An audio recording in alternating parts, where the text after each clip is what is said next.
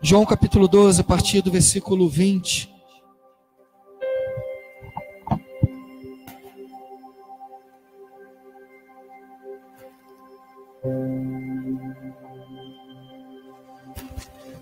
Amém? Tá legal aí o microfone? Tá bom? Tá falhando não? João capítulo 12.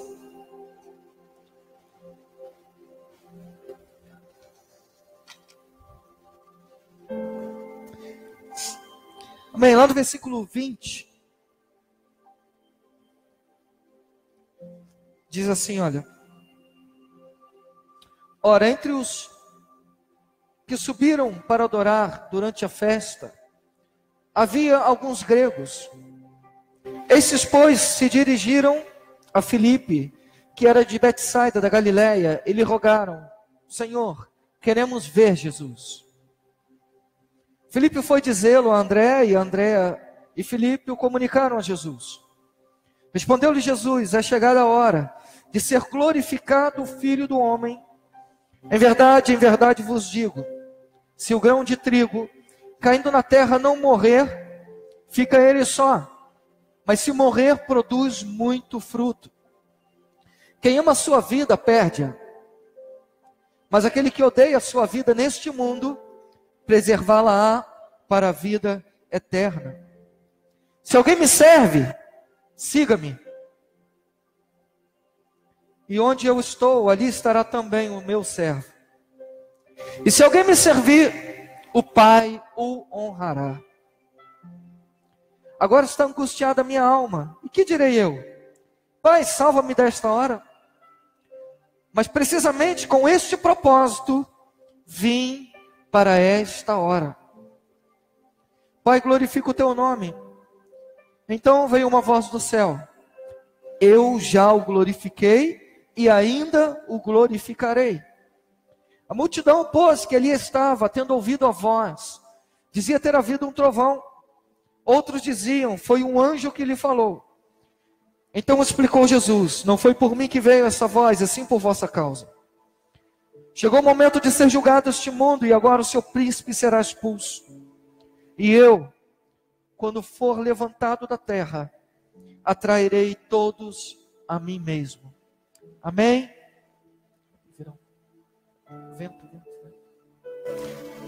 O vento é o vento, o ventilador. Que eu estou padecendo aqui.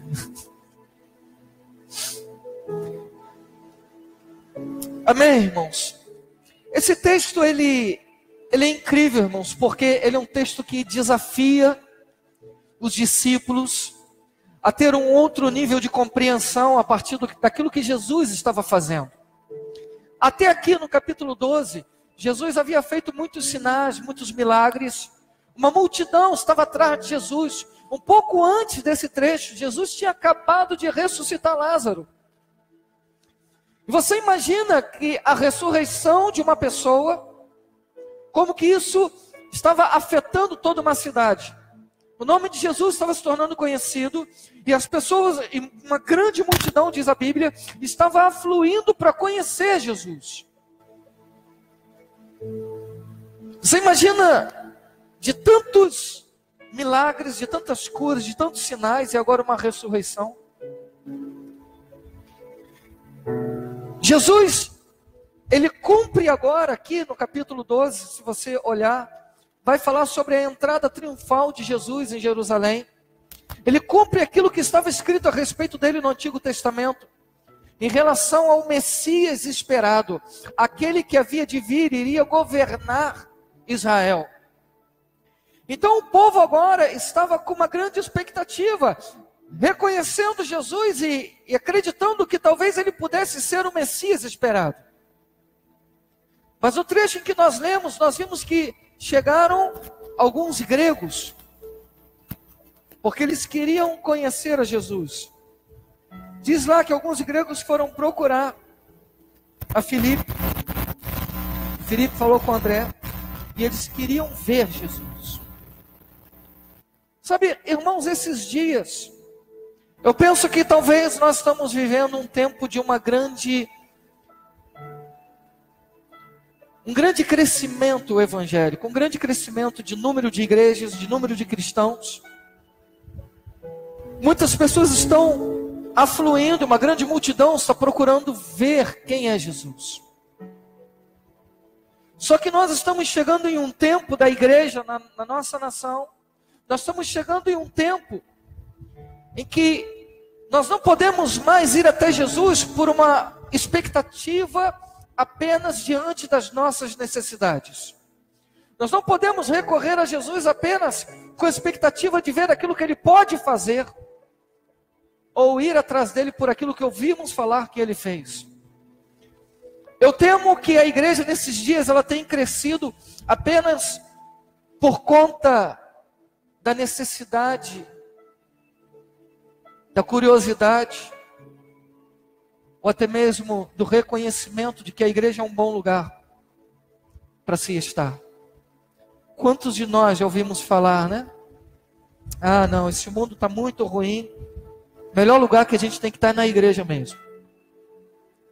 Olha, se você tem filho, é melhor você criar os teus filhos na igreja. Olha, esses dias são maus, então eu vou para a igreja e vou assistir um culto, porque quando eu não vou no culto eu nem me sinto bem, sabe? Parece que está faltando alguma coisa.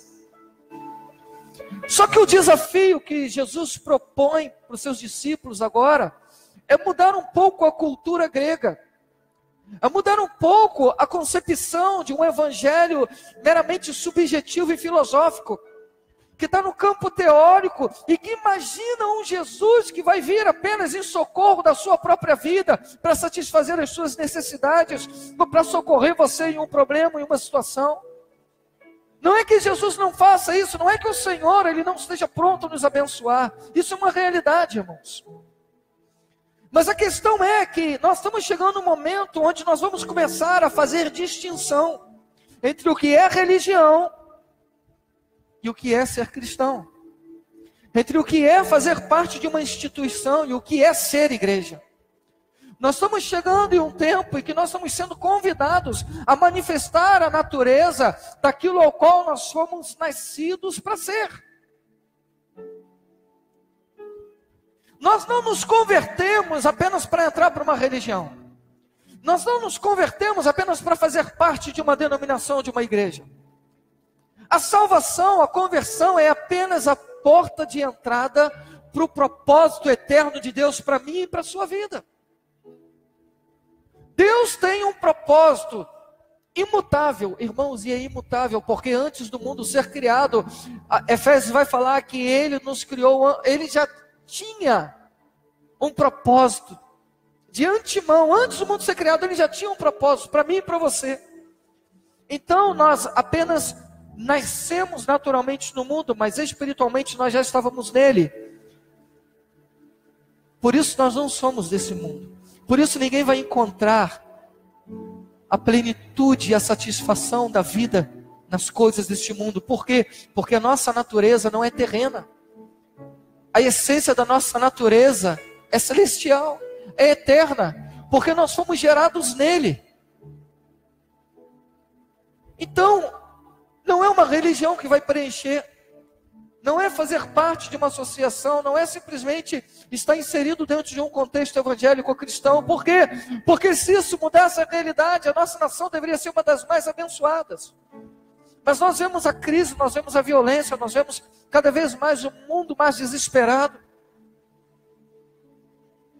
Eu creio que esses dias são dias em que o Senhor está nos chamando para um outro nível e nos confrontando nas nossas motivações, nos confrontando no nosso entendimento de um evangelho que tem que deixar de ser teórico e filosófico, para começar a ser um evangelho que atinja, antes de atingir os outros e antes de atingir uma cidade, ele precisa primeiro atingir a nós. Não existe uma mudança fora que não passe primeiro por nós. Não existe uma realidade transformada para que depois eu seja transformado. O evangelho primeiro ele vai apontar para mim e ele vai necessariamente passar por mim. para que as realidades que nos cercam sejam elas transformadas. Então, quando as multidões procuraram Jesus, quando os gregos procuraram Jesus, eles queriam ver Jesus. Eles queriam... Melhorou? Eles queriam ver quem era aquele que estava manifestando os sinais e mudando a realidade do mundo da época. Eu acho que, nesse momento, Jesus ele é desafiado em relação à integridade daquilo, da pessoa de quem ele era. Ele é desafiado no propósito da sua existência. Não perca de vista que Jesus era homem. A Bíblia diz que apesar de ele ser Deus, ele se esvaziou da sua glória e não usou dos seus atributos, mesmo sendo Deus, não usurpou ser igual a Deus. A Bíblia diz que em todas as coisas Jesus foi tentado e por isso ele se compadece de nós, de mim e de você, porque as mesmas tentações que você tem, que você teve, Jesus teve. A diferença está em como ele reagiu àquilo que estava se apresentando diante dele. Ouça uma coisa.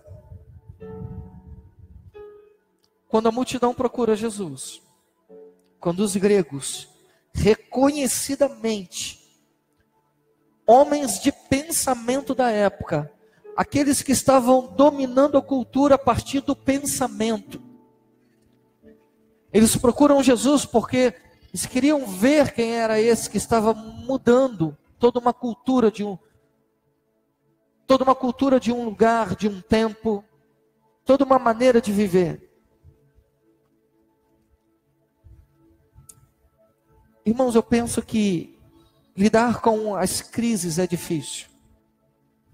Lidar com algumas derrotas é muito difícil.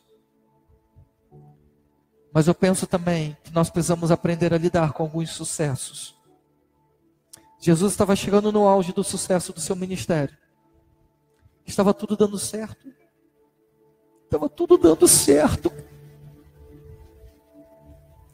Quando ele entra, a profecia se cumpre e as pessoas gritam: Hosana, Hosana, bendito o que vem em nome do Senhor. E Yeshua Hamashi, eles reconhecem a Jesus.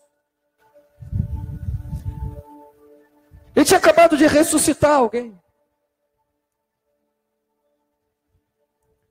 Mas ele conseguiu discernir e compreender que o propósito da vida dele não estava nele, mas estava no Pai. Porque ele fala, e aí ele começa a trazer agora o entendimento diante do que ele fala, para mudar esse conceito filosófico e grego, que olha para si mesmo e quer os benefícios de uma fé egoísta, humanista, centrada em si mesmo, onde colocou o homem no centro de todas as coisas, para mudar a perspectiva e tirar a visão de si mesmo, e tirar a visão dos benefícios, e colocar os olhos no Pai. Então o discurso dele começa a ser um discurso mais difícil de compreender. Por quê? Porque como que você está no auge aparente, no auge em que o mundo todo está olhando e reconhecendo, e o seu discurso agora é na contramão do sucesso aparente. Por isso, cuidado com aquilo que você tem tido sucesso. Cuidado com aquilo que a gente chama de bênção. Cuidado com aquilo que muitas das vezes parece que foi uma porta que se abriu, ou aquilo que vem sobre a sua vida e te traz benefícios, porque às vezes nós estamos na direção certa, no caminho certo, mas não sabemos lidar com aquilo que o Senhor tem nos dado. Se nós não entendermos que tudo em nossa vida tem um propósito, nós vamos começar a viver uma religião com uma visão egoísta, humanista e filosófica. E Jesus ele vai combater isso aqui nesse texto. E a primeira coisa que ele vai falar, em João capítulo 12. Primeira coisa que ele vai confrontar, ele diz aqui: respondeu-lhe Jesus: é chegada a hora de ser glorificado o Filho do Homem.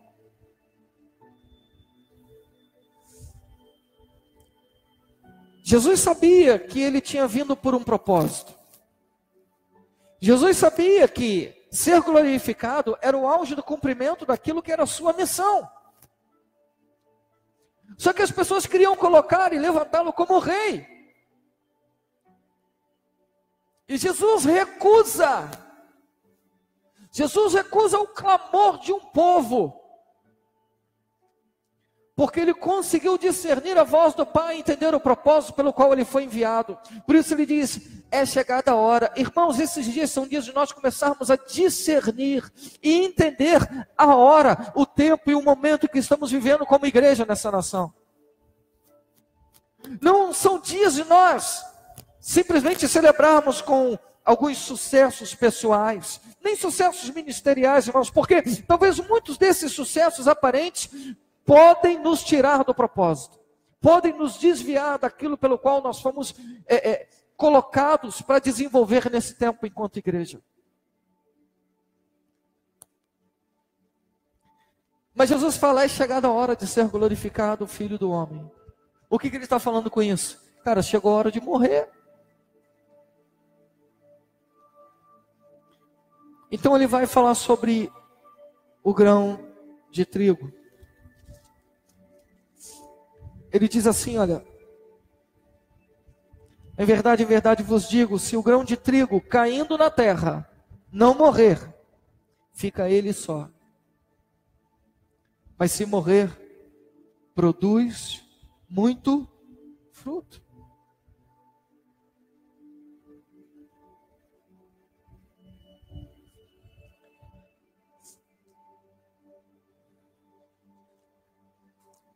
Você está entendendo o cenário ali? Uma multidão. Lázaro havia ressuscitado. E quando a multidão vem, os religiosos falam: cara, a gente vai ter que matar Jesus, vamos matar Lázaro também. Porque é um sinal do que Jesus fez. A religião, ela sempre quer matar a evidência da realidade de quem Jesus é.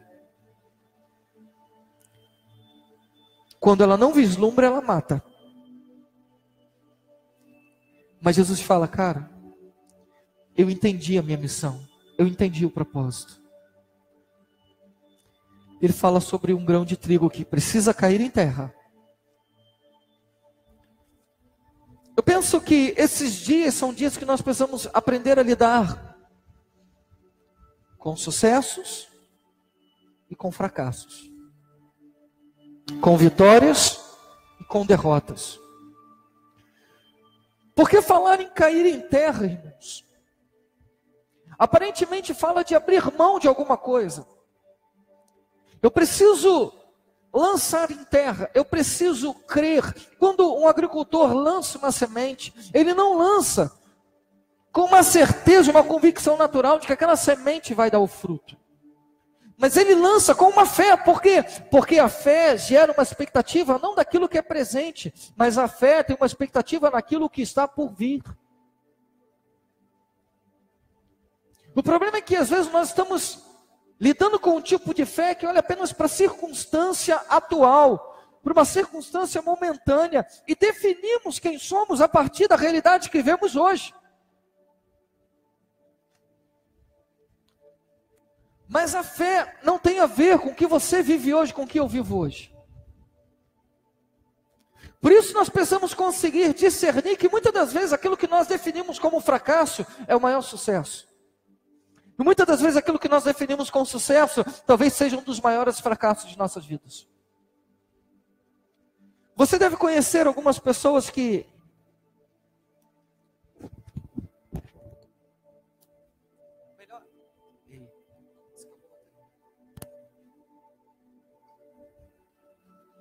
Você deve conhecer algumas pessoas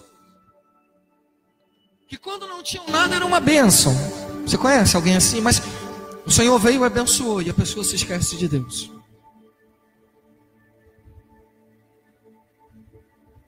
Irmãos, não é o que nós temos que nos define. O que nos define é a realidade daquilo que nós estamos nos tornando a partir daquilo que Cristo está fazendo em nós. E não simplesmente para nós. Jesus fez muitas coisas para muitas pessoas. Mas muitos desses que viram muitos sinais e milagres foram os mesmos que pediram para crucificá-lo. Então não é simplesmente o que ele faz para a gente, mas é o que ele faz na gente. É o quanto nós estamos dispostos a cair em terra. É o quanto nós estamos dispostos a abrir mão daquilo que muitas das vezes parece ser um sucesso. Ou entender que muito daquilo que nós nos lamentávamos como um fracasso são apenas possibilidades de Deus de trabalhar o nosso caráter e a nossa vida e nos moldar enquanto propósito de existência nesse mundo.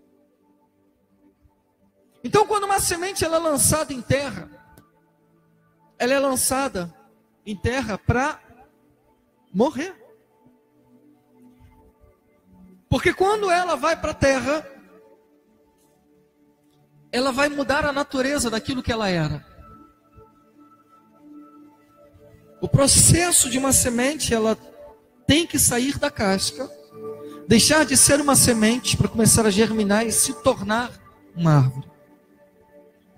E eu creio que o que o Senhor está nos chamando nesses dias, talvez não seja algo fácil, mas é algo necessário, diante não da realidade que vivemos hoje, mas diante da realidade que queremos ser. Não tem um outro lugar a não ser um lugar em cair em terra e permitir o Senhor quebrar a nossa vida, a nossa casca. A casca é apenas um recipiente de alguma coisa. Dentro da casca está a essência daquilo que a casca foi criada para ser. O que isso quer dizer? Que muitas das vezes nós estamos nos apegando apenas à aparência de alguma coisa e querendo agarrar a nossa vida. Quando na verdade o Senhor está nos convidando a abrir mão da nossa vida. Às vezes nós estamos resistindo àquilo que o Senhor está operando em nós, porque nós valorizamos mais o que é externo. Nós estamos querendo apenas ser uma semente, quando na verdade nós deveríamos ser uma árvore que dá muitos frutos. Só que o processo, irmãos, muitas das vezes, ele vai nos levar a um tempo de provação, de perseverança. Você não lança uma semente num dia e ela nasce no dia seguinte. Mas a semente ela tem que morrer, porque se ela não morrer, ela não vai dar fruto. Então o que Jesus fala para eles? Ele está falando, eu estou mudando a natureza de vocês. Eu estou mudando o entendimento, eu estou quebrando, eu estou fazendo morrer toda essa cultura grega, religiosa, essa cultura de tradição. Estou tornando vocês aquilo que eu os criei para ser. O Senhor está quebrando uma estrutura, não porque Ele tem prazer nisso, mas porque o prazer dEle está em nos manifestar com de fato a natureza de quem nós somos. A natureza, a realidade de quem somos não tem a ver com essa terra. O que Jesus está falando? Eu preciso morrer. Porque se eu morrer, eu não vou manifestar quem de fato eu sou. Eu preciso morrer para glorificar o Pai. Eu preciso morrer para cumprir o propósito. Mas às vezes nós resistimos, irmãos. Porque não queremos ser transformados naquilo que o Senhor quer nos transformar. Por quê? Porque isso fala de renúncia. Isso fala de propósito que não tem a ver com propósito pessoal. Talvez ali uma grande multidão estivesse falando, governa sobre nós, tu és o rei de Israel. Jesus está falando, não, eu vou morrer, cara. Quando ele fala isso, Então seus discípulos falam, Pedro fala, não, Senhor, que isso? Não, o Senhor não vai fazer um negócio desse. E Jesus repreende o diabo na hora. Porque o problema é que às vezes a nossa mentalidade carnal, humana, avalia quem nós somos diante das realidades que são transitórias nesse mundo e muitas das vezes momentâneas. Deixa eu te falar uma coisa. Deus não define você e não me define por aquilo que temos, pelo sucesso pessoal, ministerial que alcançamos nesse mundo. Mas o Senhor começa a nos definir pelo quão dispostos nós estamos a abrir mão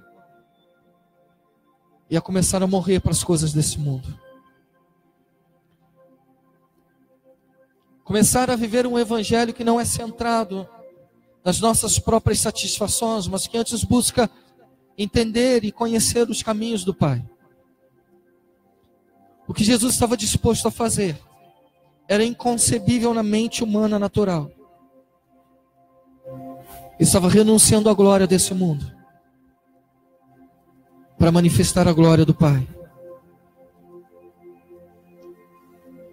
Mundo, sistema, esse sistema ideológico, religioso, natural, carnal, diabólico, porque a Bíblia fala que quem controla esse sistema é o diabo, se opõe ao mundo espiritual, à cultura do céu, aquela ao qual nós somos convidados a nos tornar. Uma semente só tem propósito se ela se tornar alguma coisa além de semente. A nossa vida só tem propósito se nós nos tornarmos alguma coisa diferente daquilo que nós queremos, muitas das vezes, ser. Então, a questão é que Jesus tinha muito claro o seu propósito. E ele soube lidar com as confrontações de ideologias, de pensamentos, de sucesso, muitas das vezes de fracasso. Porque quando alguns discípulos querem seguir ele, ele fala: cara, o filho do homem não tem nem onde reclinar a cabeça. Tu tem certeza disso? Mas o problema é que às vezes a gente apresenta um Jesus que está clamando por misericórdia. Vem. Quem quer aceitar Jesus nessa noite? Tadinho, Jesus está de braço aberto. Vai, aceita ele. Ele está falando: por favor, deixa eu entrar na tua vida. Não! O Evangelho deveria ser homens desesperados, olhando para si mesmo e reconhecendo a sua condição medíocre, natural, humana e carnal, falando: Jesus, eu é que preciso de ti, me aceita, Senhor. Me transforma, me torna na origem daquilo que o Senhor na eternidade sonhou com que eu fosse. Mas por causa de uma construção filosófica grega, a gente sempre acha que o homem é o centro de tudo. Todo mundo foi criado por causa do homem. Deus fez o mundo, Deus fez todas as coisas, colocou o homem, porque o homem é a coroa da criação, porque o homem, Deus fez tudo para o homem. Deus andava com o homem. Sim, irmão. Mas Deus não fez filhos mimadinhos, Deus fez o homem para governar, para ser homem, para andar com ele. E quando o homem se afasta de Deus, vem Jesus como um exemplo do que é ser homem, capaz de viver por um propósito e dar a vida por uma causa. Mas às vezes nós achamos que a causa do Evangelho tem a ver com a nossa própria causa. Não, irmãos, não, isso não é Evangelho, isso não é igreja, isso não é. Isso é religião. O Evangelho fala sim de entrega, de renúncia, de morrer para as coisas desse mundo. Não tem como estar alinhado com as coisas do mundo e ainda desfrutar das coisas de Deus. Não tem como. Porque o Evangelho é um chamado para quem tem coragem. A Bíblia fala que o reino de Deus ele é tomado por esforço, e quem não se esforça não se apodera dele. Eu preciso aplicar a minha vida objetivamente naquilo que a Escritura fala. Eu não posso pegar as Escrituras, eu não posso manipular o Senhor e fazer com que Ele me sirva, Ele sirva os meus propósitos, o meu bel prazer. Não! O Evangelho é um chamado à morte.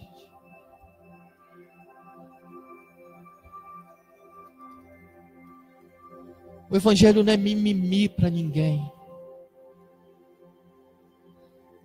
A gente tem muito... A religião é muito mimimi. O Evangelho é para quem tem ousadia.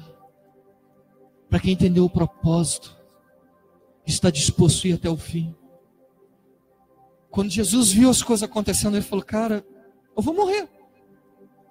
Senão eu não cumpro o propósito. E aqui ele começa a definir quem realmente quer andar com ele. Porque os gregos foram lá porque eles queriam ver Jesus. Irmãos, hoje todo mundo quer ver Jesus. Eu quero ver, eu quero me sentir bem, eu quero... Tem muitas das vezes, irmãos, que a gente tem que sair daqui se sentindo mal mesmo. Em crise, sabe? Falando, meu Deus, eu preciso me converter, cara. Eu preciso converter isso daqui na minha vida, isso. Porque conversão não é um discurso. Conversão é uma vida transformada, uma realidade mudada, que aponta para uma nova natureza de quem eu sou. Conversão vai apontar para a diferença nos relacionamentos. Porque não adianta nada eu ir para um culto, me sentir muito bem, gostar da música que nós cantamos, mas quando eu volto para a realidade da minha vida, nada muda, nada foi transformado, nada foi alterado, porque eu não abro mão de quem eu sou. E às vezes a visão de quem nós somos é completamente distorcida por essa visão.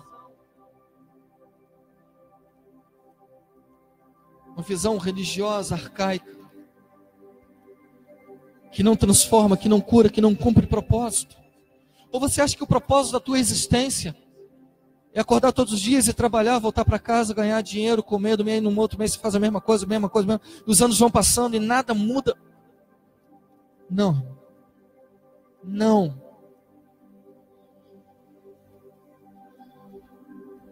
Essas coisas deveriam apenas viabilizar o propósito da nossa existência nessa terra. Por isso ele fala que uma semente precisa ser lançada em terra e morrer. Porque se ela não morrer, o problema é que a gente quer ficar só na terra. Lugar fresco, sombra. Tem que deixar essa casca quebrar. Tem que deixar a casca quebrar. Para aquela natureza que tem a ver com a eternidade comece a se expandir, comece a sair, comece a florar e a manifestar a natureza de quem nós somos. Muitas das vezes você não vai entender que tipo de semente é aquela. Como eu não sou um agricultor, se você botar umas 10 sementes, talvez eu vá conseguir distinguir uma ou duas. Mas quando você olha a árvore, você fala, essa árvore aqui é um pé de jamelão. Ou você confunde um pé de jamelão com uma laranjeira. Porque nós identificamos a natureza daquilo que ela é. Por isso, às vezes nós estamos perdidos em nós mesmos, porque nós não nos permitimos entender o governo de Deus. Porque não são dias apenas de nós termos Jesus como Salvador, mas são dias de termos Jesus como aquele que governa definitivamente a nossa vida. Ele precisa ser o nosso Senhor.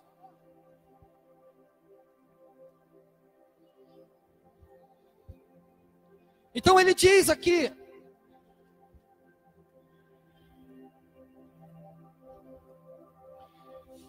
ele vai falar lá então que quem ama a sua vida vai perder a vida.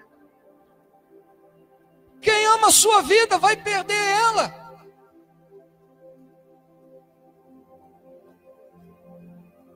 Porque às vezes nós colocamos o coração apenas nos benefícios daquilo que a vida pode nos proporcionar. E nós amamos tanto algumas coisas dessa vida que nós não nos permitimos abrir mão. E aí ele diz aqui o quê? Mas aquele que odeia a sua vida, ou que aborrece, em outras traduções, a sua vida, neste mundo preservá-la para a vida eterna. Numa perspectiva daquilo que está por vir, irmãos. Nós não trabalhamos apenas pelo tempo presente, nós trabalhamos pelo tempo por vir. Nós, se andamos por fé, a fé se manifesta não na realidade visível, palpável, mas uma realidade daquilo que nós esperamos que está por vir. E ele diz aqui, se alguém me serve, siga-me. Sabe o que isso quer dizer? Eles foram ver Jesus, porque Jesus estava no auge, estava no sucesso. Era a igreja da moda. Eles foram lá ver, cara, sabe, porque tá maneiro, tá legal, tá bom. Só que Jesus falou, já não serve mais vir me ver.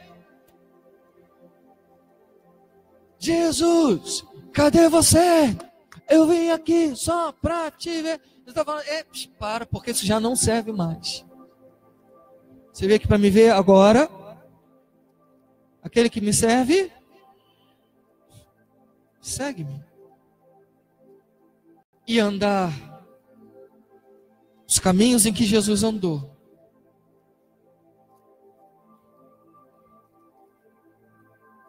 É andar por lugares, irmãos, que vai fazer aborrecer essa vida.